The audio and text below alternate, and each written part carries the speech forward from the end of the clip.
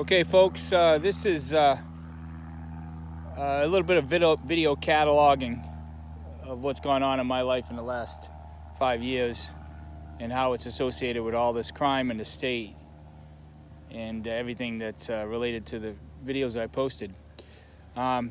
This here is probably one of the most beautiful sights in the world. You see this? This will get everybody's attention now, won't it? This is a place called Prescott Farm.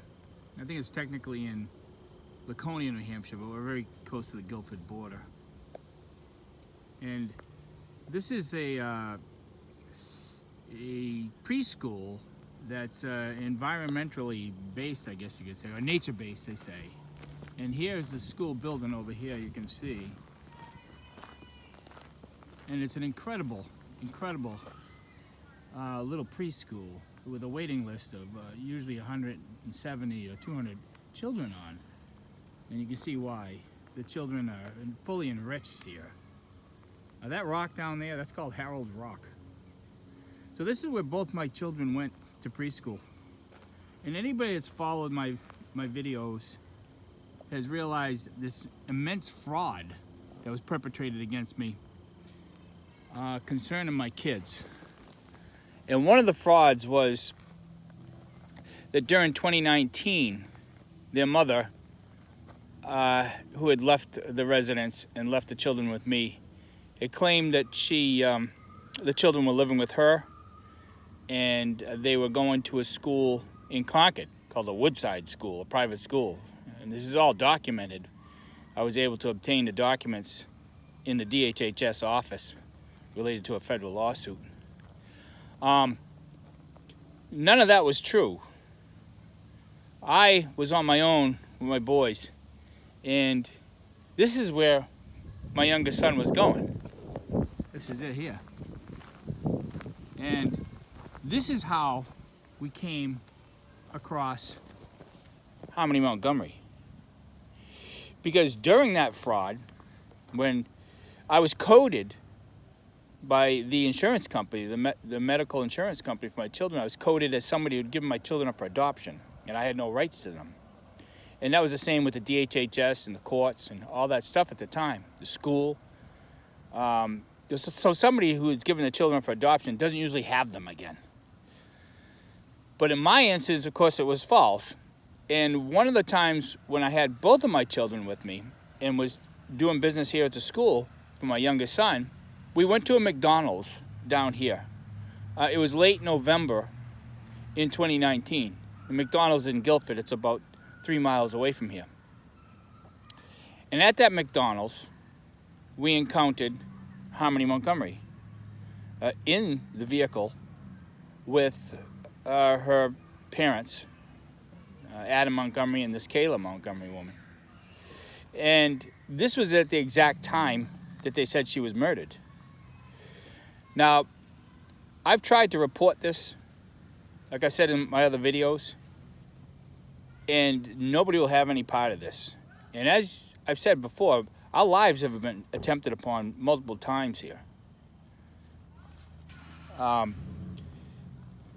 Probably because of this.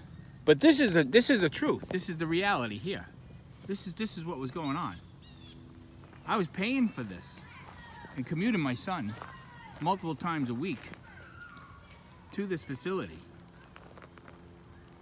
whilst it was documented that I had technically given them up for adoption.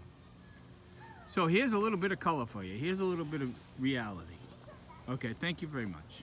It's also important to know that during this time, they had just hired Eileen at the DHHS, at the New Hampshire DHHS, in the Family Services Division. And this is how this was all orchestrated. Other supervisors at the time had realized that somebody was helping her do this. This is just a brutal retaliation upon me and my children. But this is it. This is, you see, there's beauty here. And that gets your attention. They weren't going to a school in Concord. They weren't. I didn't give them up for adoption. And this is what went on. I'm now at the McDonald's that I talked about while I was up at Prescott Farm. I've driven down here. And this is the McDonald's in Guilford, New Hampshire. And I'm going to bring you to the exact spot that Harmony Montgomery was presumably last seen. And that's the second spot here in this parking lot. This is the Guilford McDonald's, as you see. I forget what route that is, but that way is Laconia, and that way is Alton. This second spot here is where they had pulled in late November 2019. We were parked, me and my sons, 2 more spaces down. And when they pulled in, we had gotten here first. They pulled in beside real quick. And he went in that door right there to use the bathroom. I just happened to be outside of my vehicle with my younger son. And I realized that these people were living out of their car because of all the personal belongings that were piled in the back. It was uniquely stacked, boxes. The side window only had a couple inches of a reveal on the top. The rear window was V'd out so he could see through his rear view mirror. And it was about 9 to 9:30 in the morning, which I thought it was very strange. They pulled in real quick. He got out, and I was able to lock eyes with Kayla Montgomery and positively identify her later. One of the other things about the vehicle was I realized that it had some salt spray on the rear quarter panel. And it piqued my curiosity because we didn't encounter any salt that morning, which meant they were coming from a different direction. We came from that way, which was the Alton direction, and they came from, presumably, that way, which would have meant that they were coming from Laconia. So it appeared that they had been up through the night, probably, and they came in here and they started preparing the vehicle for sleep, which also made me feel suspicious about the whole thing. But she was positively identified, Harmony was positively identified in the rear of the vehicle at that time. There are other characteristics of the vehicle that I witnessed that would positively identify that vehicle at that time and positively identify them, that has not been disclosed to the public. This would make it, according to their timeline, this would make it us being the last persons to have seen Harmony alive. And it wasn't in Manchester, New Hampshire, it was here. This is the exact time that the state's timeline identifies her as being murdered. Here in Guilford, New Hampshire. And presumably their vehicle coming from Laconia, New Hampshire.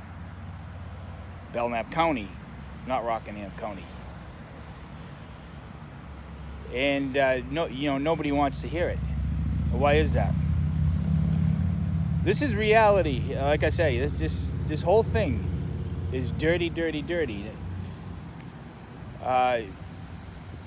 It's assumed that if they were spending overnights up that way in Laconia, that there was other people that probably had access to her routinely. This was a routine. When they pulled in, this was a routine.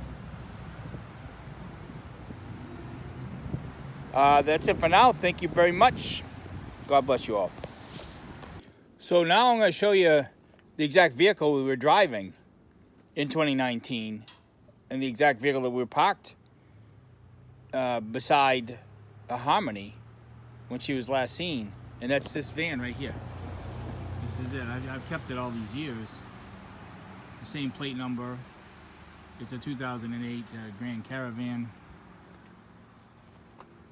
It's had a bad transmission, so it's just been sitting here, but I'm about getting ready to get rid of it. And it's a good time to take a video of it now, because it would be positive proof that, of course, that we were up there next to their vehicle, being that there are cameras aimed right at those spots at McDonald's. Now, most people would say, oh, no, they never have the video from, but you really can't put it past the situation. You can't. It may even be likely that they had the video and destroyed it. Who knows? But this is it. That's the van right there. Okay, thank you very much.